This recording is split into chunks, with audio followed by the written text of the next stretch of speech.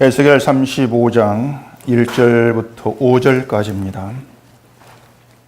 또 여호와의 말씀이 내게 임하여 이르시되 인자야 내 얼굴을 세일산으로 향하고 그에게 예언하여 이르기를 주 여호와께서 이같이 말씀하시되 세일산아 내가 너를 대적하여 내 손을 내 위에 펴서 내가 황무지와 공포의 대상이 되게 할지라. 내가 내 성읍들을 무너뜨리며 내가 황폐하게 되리니 내가 나를 여호와인 줄을 알리라. 내가 옛날부터 한을 품고 이스라엘 족속의 환난 때 곧 죄악의 마지막 때에 칼의 위력에 그들을 넘겼도다. 아멘. 기도하겠습니다. 하나님 아버지, 이 시간 우리의 심령이 온전히 주의 말씀의 능력이만 붙들려지기를 원합니다. 말씀에 사로잡혀서 이 땅을 살아갈 때에 말씀 안에서 이 땅을 바라보게 하시고 우리에게 영원한 것이 무엇인가를 분별하면서 참된 그 진리의 길만 쫓아갈 수 있는 저희가 되게 해 주시옵소서. 예수님 이름으로 기도합니다. 아멘.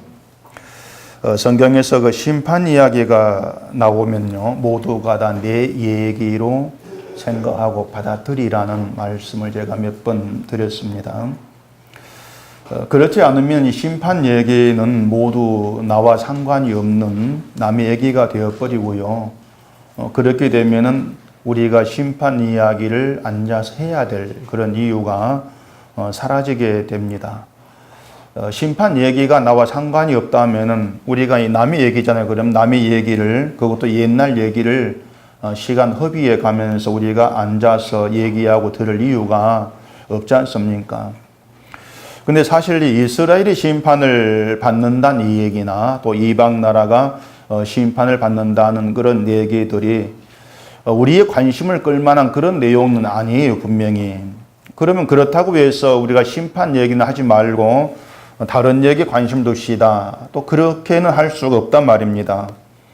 결론적으로 말하면 우리가 사실 이 성경 자체에 별 관심을 안 두고 살아갑니다. 성경은 하나님께서 어떻게 일하셨는가 이걸 우리에게 얘기를 해주고 있는데, 근데 성경에 관심이 없다면 결국 그건 뭐냐면은 하나님 일하심에 관심이 없다, 이러한 또 의미가 되어진단 말이에요. 그게 오늘이라고 해서 다를 것이라고는 생각할 수가 없는 겁니다. 성경에 관심 없고 또 하나님 일하심에도 관심이 없는 그런 사람들이 모여서 하나님에 대한 이야기를 듣겠다 이렇게 지금 모여 있는 거예요. 우리가 모여서 예배를 듣고 성경을 펴고 설교를 듣고 그런다고 해서 우리가 말씀에 관심이 있다, 또 하나님 일하실 관심이 있다, 이렇게 우리가 생각할 수가 없다는 얘기입니다. 정말 관심들이 없습니다. 우리는 관심이 없는 사람들이 모여서 하나님 말씀 들어보겠다고 앉아있다. 참 모순이고 웃기는 얘기예요. 제가 이번에 문경에 가서 신학교 제 동기 목사를 만났습니다. 아주 오랜만에 만나서 이제 앉아 이 얘기를 하는데, 제가 그 친구 목사에 대해서 새로운 사실을 알게 됐어요. 그건 그 친구가 기계를 아주 싫어한다는 겁니다. 전자기기를 포함해서 기기란 기계는 다루는 것을 굉장히 싫어한다. 그걸 제가 알게 됐습니다. 자동차 운전도 싫어하는데 할 수 없어서 운전을 한다 그래요. 그것도 자동차는 운전만 하지 뭐 오일을 넣는 거, 뭐 관리를 하는 거 전혀 알지를 못한다고 합니다. 그래서 제가 몇 가지 알려줬더니 알기도 싫다는 거예요. 알 필요도 없고, 왜? 우리 마음대로 다 한다는 것입니다. 나는 운전만 하면 된다고 하는 것이죠. 근데 그 친구 목사가 목사 되기 전에 직업이 뭐였는지 아십니까? 전자기기를 다루는 기사였습니다. 앰프도 잘 알고요. 저도 어지간 전자기기 안다고 아는데 저보다 뛰어난 실력자입니다. 웃기지 않습니까? 예전에 그 친구 젊었을 땐 다른 교회 뭐 앰프 산다 하면 다 쫓아가면 사주고 설치하고 다 그렇게 해준 사람이에요. 그런데 아니 기계를 그리 싫어하면서 왜 그런 직업을 갖고 일하냐 물어보니까 좋아하지는 않는데 일이니까 한다, 그렇게 얘기를 합니다. 그냥 그때는 그냥 그런가 보다 하고 들었는데 아직도 이해가 안 돼요, 저는요. 기계 다루는 것을 굉장히 싫어하면서 어떻게 기계 다루는 그런 일을 하고 있었을까? 이해가 안 되죠. 근데 지금 우리가 꼭 좀 뭐 그런 것처럼 느껴지지 않습니까? 솔직히 말해서 예배 드리는 걸 좋아하는 것도 아니고요. 난 예배 드리는 게 정말 좋습니다. 혹시 그런 분 있습니까? 그분은 어디 박물관 보내야 됩니다. 예배 드리는 거 그다지 안 좋아합니다. 그렇다고 성경에 관심 있는 것도 사실 아니고 말이죠. 또 하나님의 일하심을 알고 싶어하는 어떤 그런 열망이 있는 것도 아닌데, 그런 우리가 지금 앉아가지고 예배를 드린다. 우습지 않아요? 저는 웃었습니다. 참 웃기는 코미디라 그리 생각이 됩니다. 근데 놀라운 게 뭐냐면요, 그게 인간에게 굉장히 지극히 정상적인 모습이라는 겁니다.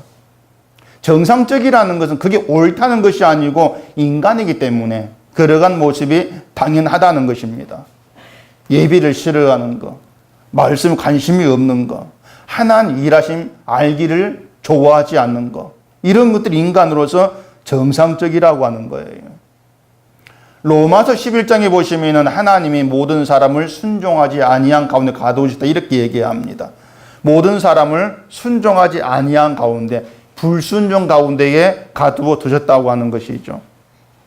이것은 인간이 하나님께 순종하고 싶어 하는 걸 하나님께서 막으시고 불순종하게 했다, 이러한 뜻이 아니고요. 본래 불순종한 인간을 불순종할 수밖에 없는 그런 세상에 두시면서 하나님의 일을 이루어 가신다는 겁니다.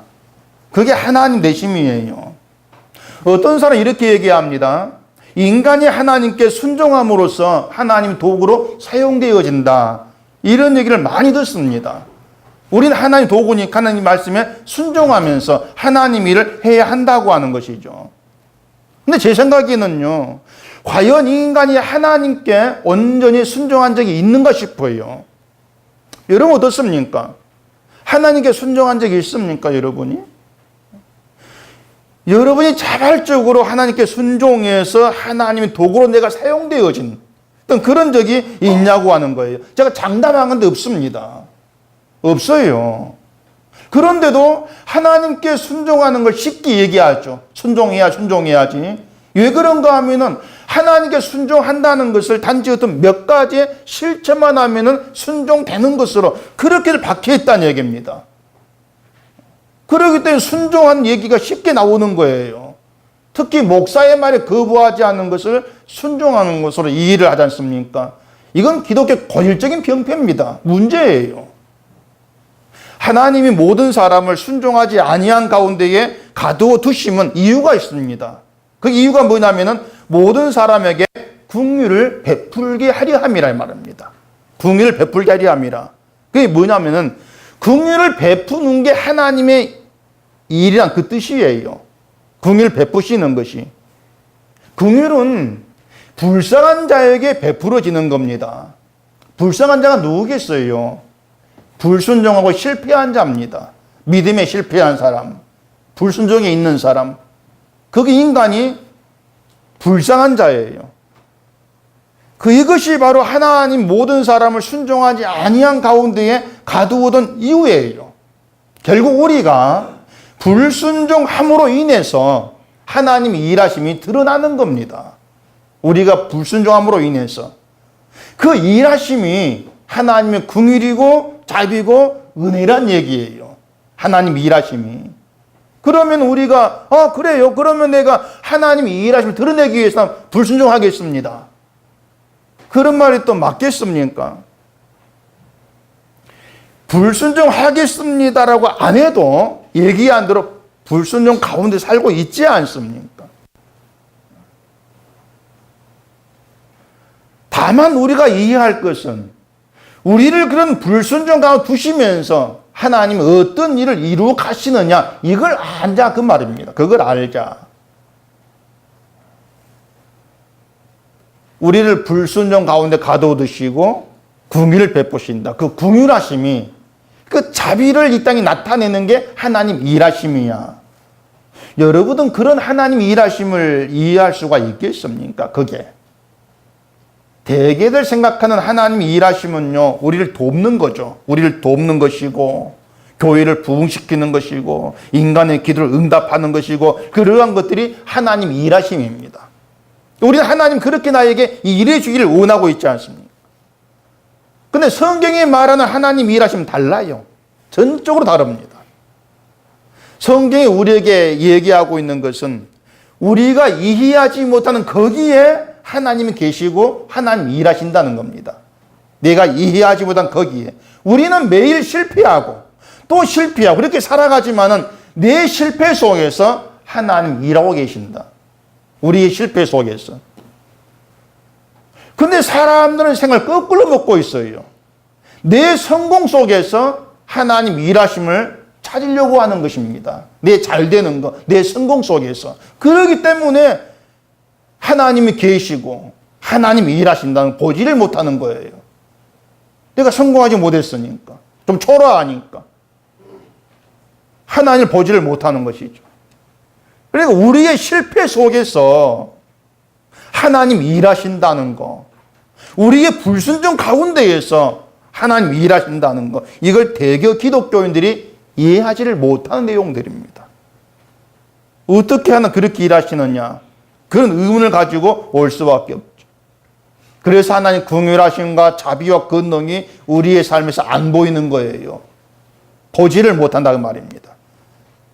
왜냐하면 내가 말씀드린 대로 우리가 원하는 하나님 일하심은 긍휼, 자비 뭐 그런 것보다도 세상 현실에서 눈으로 확인할 수가 있는 것, 내 몸으로 체험되어지는 것, 그런 역사, 그렇게 일해 주기를 바라기 때문에 그렇죠.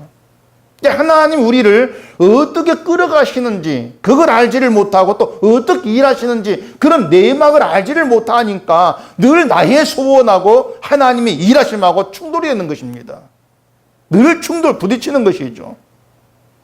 그렇기 때문에 마치 하나님이 일하지 않는 것처럼 또 하나님이 없는 것처럼 늘 그렇게 느껴지는 거예요. 내 소원이 이루어진 적이 없으니까, 뭔가 잘 됐다고 할 만한 게 없으니까 그렇게 느껴지는 것이 당연할 겁니다.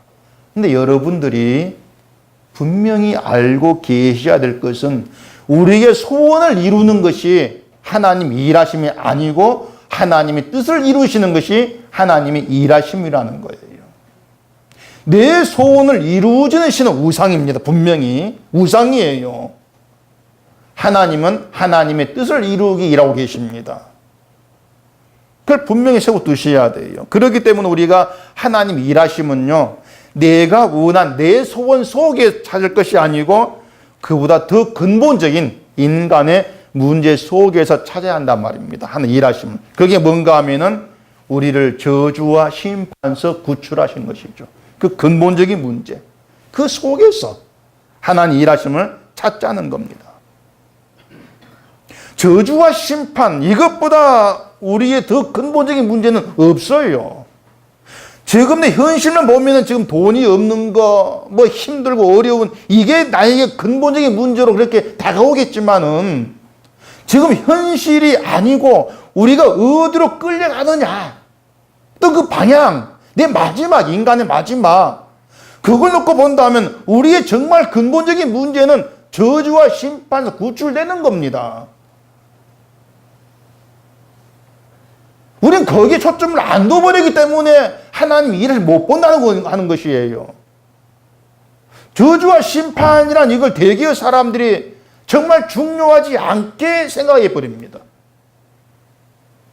그렇기 때문에 우리의 실패와 어떤 불순종 속에서 긍휼과 은혜로 일하시는 그 하나님 일하심에 대해 감동이 없죠. 긍휼로 일하신다. 감동이 없고 감사가 없고 그러한 일들이 기적으로 다가오지도 않는 것이죠. 오늘 본문에 하나님이 에스겔 선지자에게 얼굴을 세일산으로 향해서 예언을 하라고 합니다. 예언 내용은 그 세일산을 심판해서 황폐하게 하신다는 것이죠. 그 3절 4절 보시면은 이르기를 주 여호와께서 이같이 말씀하시되 세일산아 내가 너를 대적하여 내 손을 내 위에 펴서 내가 황무지와 공포의 대상이 되게 할지라. 내가 내 성읍들을 무너뜨리며 내가 황폐하게 되리니 내가 나를 여호와인 줄을 알리라. 여기 세일사는요, 에돔을 얘기합니다. 에돔 족속을 얘기해요. 왜냐하면은 그 에돔 족속 거주지가 세일산을 중심으로 한 그 일대였습니다. 그래서 세일산 그러면은 에돔 족속을 가리킨다 이렇게 보시면 돼요. 근데 그 에돔 족속의 조상이 누구인가 하면은 누군지 아십니까? 에서입니다. 에서가 에돔 족속의 조상입니다. 그렇게 보면은 에돔과 이스라엘은 혈통으로 따지면은 한 형제 관계죠. 조상으로 올라가면은 같은 아브라함 후손입니다. 아브라함 후손이고 에돔의 형이 에돔이 형의 나라죠. 야곱에게 형의 나라 되는 것이죠. 근데 그 형제 관계인데 에돔과 이스라엘이 형제 관계로 잘 지낸 것이 아니었어요. 아예 남남이었고요. 남남을 뛰어넘어서 원수 같은 그런 관계로 지냈던 것입니다. 그 뒤에 5절 보시면은 내가 옛날부터 한을 품고 이스라엘 족속의 환난 때 곧 죄악의 마지막 때에 칼의 위력에 그들을 넘겼도다 이렇게 얘기합니다. 에돔이 이스라엘에게 이런 일을 했다는 것이죠. 자, 에돔이 이스라엘 향해서 옛날부터 한을 품고 있습니다. 에돔이 이스라엘에게 한을 품게 된 것은 뭐 야곱과 에서 관계로부터 시작된 이렇게 이제 볼 수가 있죠. 야곱이 치졸한 방법으로 장자권을 사버렸고 또 이삭을 속여서 축복을 가로채면서 관계는 삐끗해진 것입니다. 에돔이 이스라엘에 대해서 좋지 않은 그 감정을 가지고 있다는 것은 이스라엘이 애굽에서 출애굽해가지고 가나안 가는 길에서 드러납니다. 모세가 이스라엘을 데리고 가나안으로 향해 가는 도중에 에돔 땅을 거쳐야 될 그런 형편이 되었습니다. 가나안 땅 가려면은 에돔 땅을 지나가야 가까운 거리가 되는 거예요. 그래서 모세가 에돔 왕에게 사신을 보냅니다. 어떤 피해도 안 줄 테니까 이 땅만 지나가게 해달라. 청을 했는데 에돔 왕이 거절합니다. 안 된다. 만약 가기만 하면 다 죽여버린다. 그래 할 수 없이 에돔을 빙 돌아가지고 가야 됩니다. 먼 길을 돌아서. 이런 관계 속에 에돔이 이스라엘에게 한을 이제 좋지 않은 그런 관계를 알 수 있는데 이 결정적으로 이 에돔이 한을 품게 된 그런 일이 발생을 해요. 다윗 때에. 어떤 일이냐면은 다윗이 왕으로 있을 때에 에돔을 쳐가지고 18,000명을 죽여버리고 에돔 사람을 종으로 삼아버립니다. 에돔이 다윗 왕의 속국이 돼버리는 것이죠. 그게 사무엘 하서에 나오는데 그 사무엘 하서 8장 13절 보고 확인해 보십시다. 사무엘 하서 8장 13절 다윗이 소금 골짜기에서 에돔 사람 18,000명을 쳐 죽이고 돌아와서 명성을 떨치니라. 다윗이 에돔에 수비대를 두되 온 에돔에 수비대를 두니 에돔 사람이 다 다윗의 종이 되니라. 다윗이 어디로 가든지 여호와께서 이기게 하셨더라. 다윗 왕 때의 다윗은 전쟁의 신이었어요. 아예 싸우면 종종 이겼던 그런 사람인데 이 다윗이 에돔까지 쳐가지고 에돔을 종으로 이제 삼아버린 것입니다. 아마 이 사건으로 인해서 에돔이 이스라엘에게 한을 품었을 것이다. 그렇게 짐작해 볼 수가 있는 겁니다.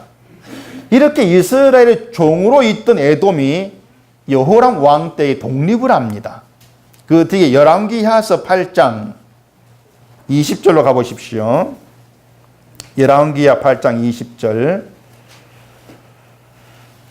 여호람 때에 에돔이 유다의 손에서 배반하여 자기 위에 왕을 세우므로 여호람이 모든 병거를 거느리고 사일로 갔더니 밤에 일어나 자기를 애워싼 에돔 사람과 그 병거의 장관들을 치니 이에 백성이 도망하여 각각 그들의 장막들로 돌아갔더라. 이와 같이 에돔이 유다의 수하에서 배반하였더니 오늘까지 그러하였으며 그때에 림나도 배반하였더라.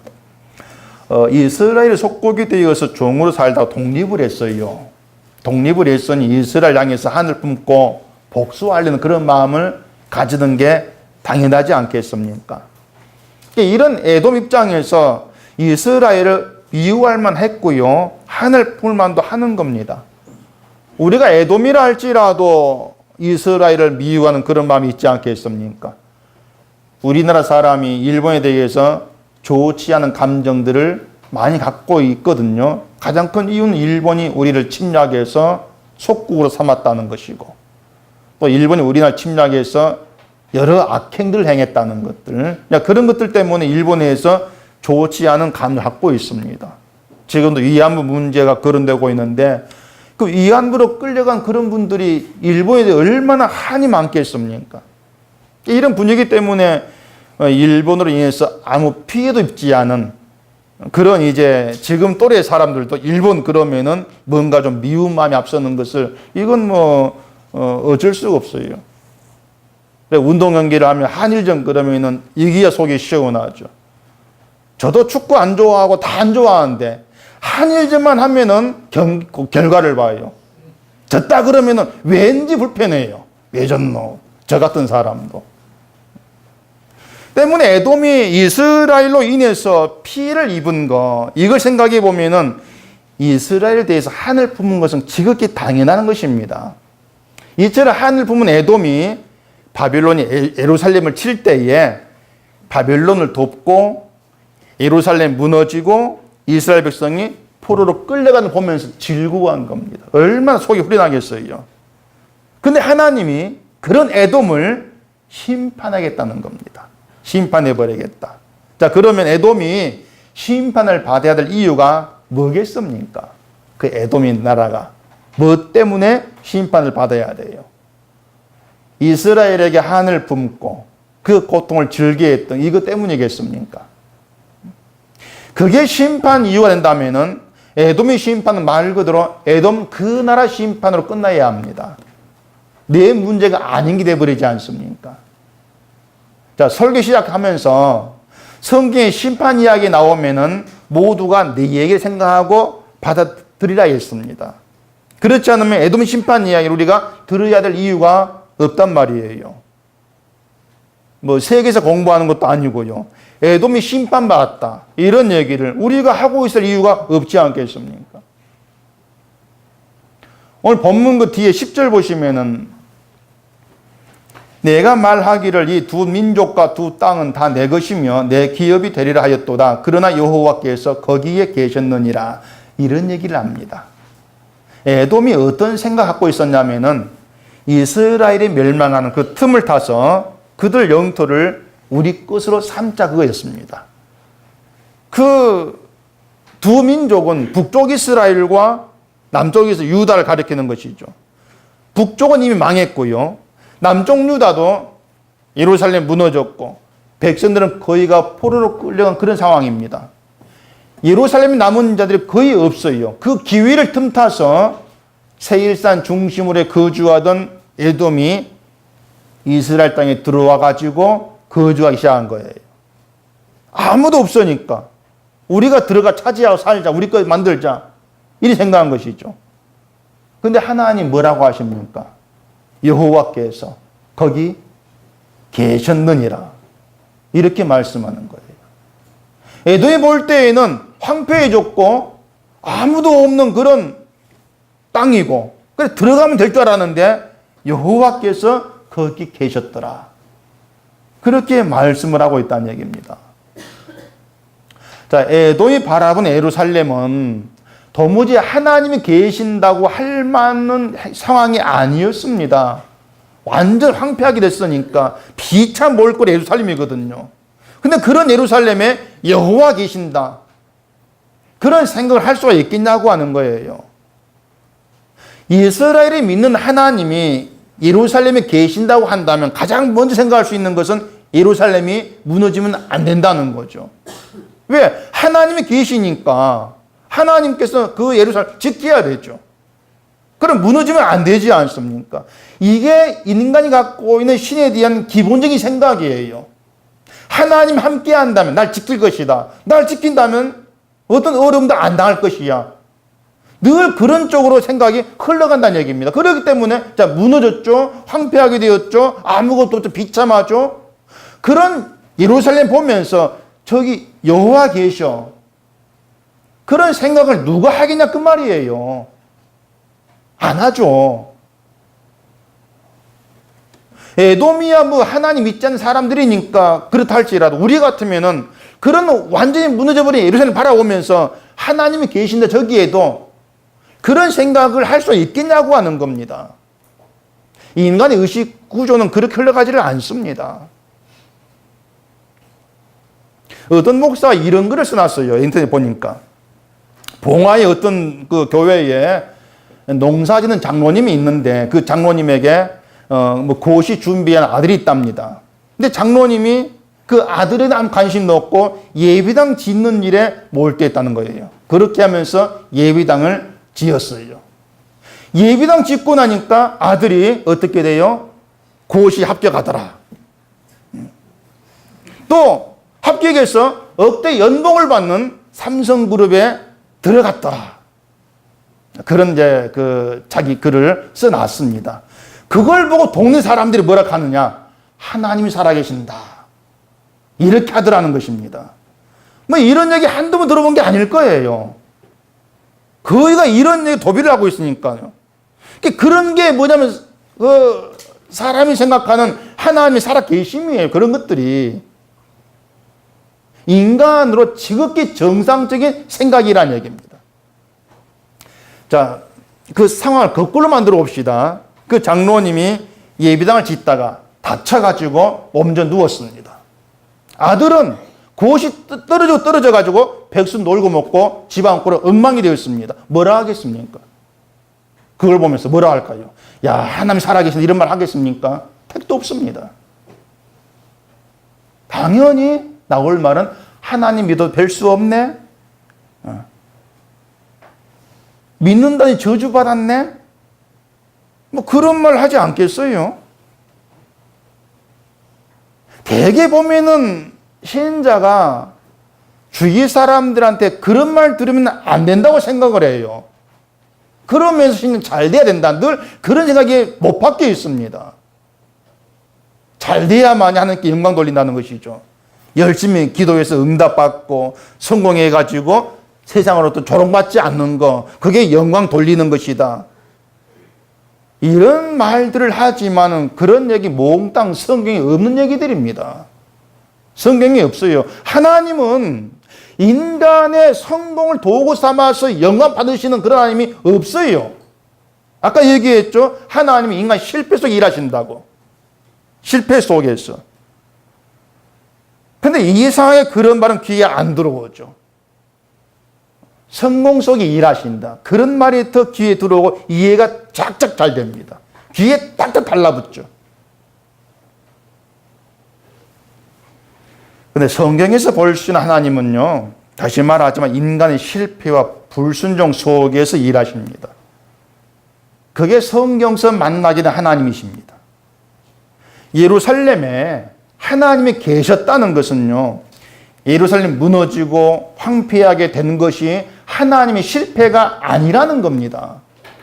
오히려 하나님의 일이 뜻대로 잘 되고 있다 그 뜻이에요. 하나님이 계시는데 예루살렘 무너지지 않습니까? 황폐하게 되고. 예루살렘이 박살나는 그 순간에도 여호와 계셨더라. 그러니까 그 일들이 하나님의 뜻대로 이루어지는 것이다. 이런 의미란 말입니다. 그러면 나중에 바벨론에서 돌아온 이스라엘이 그 엉망인 예루살렘 보면서 뭘 생각해야 되겠습니까? 그 예루살렘이 엉망이 된 것이 자기들의 실패로 인한 것이라는 거죠. 자기들의 믿음의 실패. 아, 우리가 믿음이 실패한 자들이구나. 자기를 생각을 해야 돼요. 자신들을. 그리고 믿음에 실패한 자신들이 이룰 일은 없고 오직 하나님의 불쌍히 여겨주심. 그것만으로 살 수 있다는 거. 그걸 깨달아야 한다 그 말입니다. 바로 이것이 인간의 실패에 일하시는 하나님이세요. 인간 실패 속에서 하나님의 불쌍히 여기심을 바라보게 되고 그 가운데에서 긍휼히 여기시는 하나님께 소망을 두는 그 이스라엘 되게 하는 것. 그게 하나님의 일하심이라는 겁니다. 그런 점에서 에돔의 잘못됨이 뭔가 하면은 누가 더 잘 되는가를 판단 기준으로 세워놓은 겁니다. 그게 그들 잘못됨이에요. 하나님 믿는 이스라엘은 망했는데 하나님 믿지 않는 자기는 잘 된다. 그걸로 우리가 이겼다. 그리 생각하는 거죠. 그게 그들 사고방식이었습니다. 그 본문 뒤에 12절 보시면은 내가 이스라엘 산들을 가볍게 말하기를 저 산들이 황폐하였으므로 우리에게 넘겨주어서 삼키게 되었다 하여 욕하는 모든 말을 나 여호와가 들은 줄을 내가 알리로다. 너희가 나를 대적하여 입으로 자랑하며 나를 대적하여 여러 가지로 말한 것을 내가 들었노라. 에돔이 이스라엘을 욕하고 조롱합니다. 너희는 망했는데 우린 평안 잘 산다는 거예요. 근데 하나는 그것을 하나님을 대적하는 것으로 간주합니다. 그리고 에돔을 심판하십니다. 이 말은요, 누구든지 간에 에돔 같은 그런 속성 가운데 있다면 심판을 받는다 그 뜻입니다. 누구든지. 그렇기 때문에 에돔의 심판 이야기는 바로 오늘 우리 얘기로 받아들여질 수밖에 없다는 거예요. 왜냐하면 우리가 수시로 드러내는 게 에돔의 속성이니까. 자, 그러면은 에돔은 볼 때에 자기들이 이겼다 생각합니다. 우리는 에돔과 이스라엘 둘을 놓고 볼 때에 누가 이긴 자입니까? 에돔과 이스라엘 둘 중에서 누가 이긴 자예요? 이스라엘이거든요. 나라가 망했어요. 성전이 예루살렘 무너져 버렸습니다. 고통 겪고 있습니다. 그런 이스라엘이 이긴 자다. 이걸 여러분들이 납득을 하고 받아들이고 이해를 하고 이스라엘이 이겼다 이렇게 말하는지를 모르겠습니다. 그냥 뭐 이스라엘이니까 이긴 자지 그렇게 생각 없이 받아들이는 것이 아니기를 저는 바랄 뿐이에요. 왜 이스라엘이 이긴 자일 수밖에 없는지 그 내막을 알고 받아들여야 되는 거죠. 현실적으로 분명히 에돔이 이겼습니다. 한쪽은 망했고 한쪽은 잘 되지 않습니까? 근데 에돔이 잘 되고 있다는 것이 끝까지 잘 되는 것이 아니고 또 이스라엘이 망한지는 보이지만 망한 게 아니라는 거죠. 에돔이 잘 된다 할지라도 하나님의 사랑 밖에 있습니다. 긍휼 밖에 있어요. 불쌍히 여기시는 긍휼 밖에 있기 때문에 그 하나로 에돔은 이긴 자가 될 수가 없습니다. 불쌍히 여기심이 없다고 하는 거죠. 그러면 그 끝은 영원한 심판일 수밖에 없어요. 그런데 이스라엘은 하나님의 긍휼 아래에 있습니다. 하나님 이스라엘을 불쌍히 보시는 것은 그들이 고생한다는 게 아니에요. 고생이 그들의 불쌍함이라면 처음부터 고생 안 시키면 되지 않겠습니까? 하나님 이스라엘을 불쌍히 보시는 것은 그들이 하나님을 모르는 이방 나라와 똑같이 세상 힘을 원하고 자기에게 힘을 주는 우상을 섬겼다는 거죠. 한마디로 말해서 하나님이 누구신가 모른다는 것. 그걸 불쌍히 보시는 겁니다. 그래서 하나님은 그들을 무너뜨리는 거예요. 무너뜨려서 비참한 처지가 되게 하시고 그런 자기 처지에서 믿음에 실패하고 불순종한 것이 바로 자기라는 것을 깨닫게 만들어내시는 겁니다. 그렇게 해서 하나님의 긍휼을 구하는 그런 백성으로 나오게 하신다는 겁니다. 그게 하나님 일하십니다. 그래서 하나님 이스라엘을 성공하게 하셔서 끌어가지를 않습니다. 성공이 아니에요. 무너뜨려서 실패하게 해서 하나님의 긍휼을 구하는 그런 백성됨으로 끌어가시는 겁니다. 에돔은 이런 하나님 일을 모르고 있습니다. 그래서 황폐한 예루살렘을 보면서 의기양양해지는 거예요. 자기들이 이스라엘 낫다 생각하고 이스라엘 조롱하고 욕하고 있는 겁니다. 하나는 그 모든 것을 하나님을 대적하는 것으로 간주하고 심판해버린다. 에돔이 그런 이유로 심판을 받는다고 했을 때에 과연 그 에돔이 그 심판 이유를 납득할 수가 있겠습니까? 아, 우리가 이래 심판받는구나. 납득이 안 되는 거죠. 그게 심판받는 사람 특징이에요. 왜 내가 심판을 받아야 되는지 이유를 알지를 못합니다. 홍수로 세상을 심판했을 때에 그 이유가 세상에 죄악이 가득하고 그 생각하는 모든 계획이 악하기 때문이라겠습니다. 그래 심판하거든요. 그 세상 악하다고 하니까 노아 시대의 그 사람들이 살인 강도가 성행하고 아주 난잡하게 살았던 거 생각이 쉬운데 노아 시대에 대해서 예수님께서 말씀한 게 있지 않습니까? 그냥 평범한 삶이에요. 시집가고 장가고 먹고 마시고 그게 노아 시대 모습입니다. 근데 그걸 성경은 죄가 가득한 것을 얘기하지 않습니까? 그리고 물론 심판해버렸죠. 그게 납득이 되냐고 하는 거예요. 먹고 마시고 시집가고 장가고 이렇게 일상적인 삶을 살았을 뿐인데 그걸 두고 악하다. 심판해버리는 거죠. 그때 심판받아 죽은 사람들도요. 너희가 심판받아 죽는 것은 먹고 마시고 시집가고 장가하기 때문에 죽는 거야. 이렇게 말한다면 이해가 안 될 겁니다. 그게 왜 죄냐? 따져 물을 거예요. 그게 왜 죄냐 말이죠. 우리 성경을 통해서 그런 심판받는 이유와 내막을 우리가 듣습니다. 가장 먼저 생각할 것은 과연 성경이 말하는 그런 심판의 이유, 내막들을 우리가 이해하고 받느냐고 하는 거예요. 그래, 맞아. 심판이 마땅하구나. 납득하냐는 얘기입니다. 성경이 악하다고 말할 때, 그래, 맞네. 악하네. 심판이 마땅하네.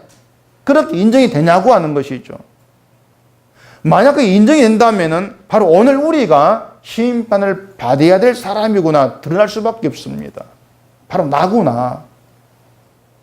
만약에 난 착하게 살았는데 이런 생각이 든다면은 에돔이든 노아 시대의 사람이든 그들이 심판을 받는 이유를 하지를 못할 거예요. 왜 심판받지?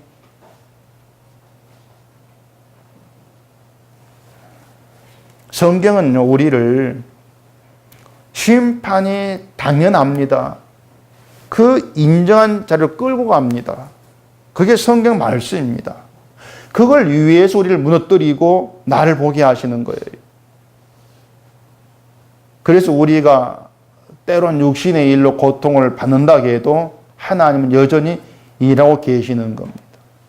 세상 의지하는 것을 끊으시면서 하나님의 은혜만 바라보도록 그렇게 일하고 계시는 것이죠.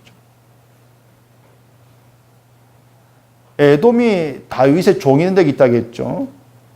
다윗의 종이 되었다는 것은요, 그냥 노예가 되어서 고통받는다 이런 의미가 아니에요. 다윗은 하나님의 약속 아래 있는 왕입니다. 그런 다윗에게 속하게 된 것은 뭐겠습니까? 영원한 구원의 그 판결에 속하게 되었다는 거죠. 구원의 복을 누리게 된 거예요, 에돔이. 근데 에돔은 그런 내막을 모른다는 얘기입니다. 어떻게 독립해서 자기들 힘으로 자기를 살고 싶어 하는 겁니다. 종이 싫다는 것이죠. 그래서 독립을 한 거예요. 마치 그게 뭐냐면요, 우리가 하나님 믿는다 해도 늘 내 힘으로 나를 위해 살고 싶어 하는 것 같은 것입니다. 하나님은 다른 것 말고 그냥 내가 행복해질 수 있는 그것만 채워졌으면 좋겠다 이런 바람밖에 없는 거예요. 하나님의 관계 속에 하나님 속한 대로 살아가는 것이 얼마나 큰 복인가를 늘 놓치고 있는 거죠. 그게 우리 본성이고 따라서 우리는 역시 심판이 마땅한 사람들일 뿐이라는 겁니다. 이런 우리에게 하나님이 어떻게 일하시는가를 아는 게 중요하다 그 말이에요. 심판이 마땅한 우리에게. 심판이 마땅한 우리에게 하나님은 예수님의 피의 은혜를 남기기 위해 일하고 계십니다. 우리 속에 주의 피의 은혜를 남기려고 일하시는 거죠. 내 호주머니에 돈이 남겨봐야 결국 사라지는 것이지만 우리 안에 남겨진 예수의 피는 용서의 능력으로 우리를 붙들어서 구원으로 끌어갑니다. 그게 주의 은혜잖아요. 그렇기 때문에 신자는요, 내 안에 예수의 피의 은혜만 남겨진 사람 되기를 소원해야 되죠. 내 실패 속에서 그걸 바라보면서 그런 소원으로 주께 나오셔야 되죠. 그게 신자됨이라는 겁니다. 예수님의 은혜만 우리 속에 남겨질 때에 신자는 예수님의 그 용서하심, 그 용서로 감사하면서 주님만 높이게 되어지는 거예요.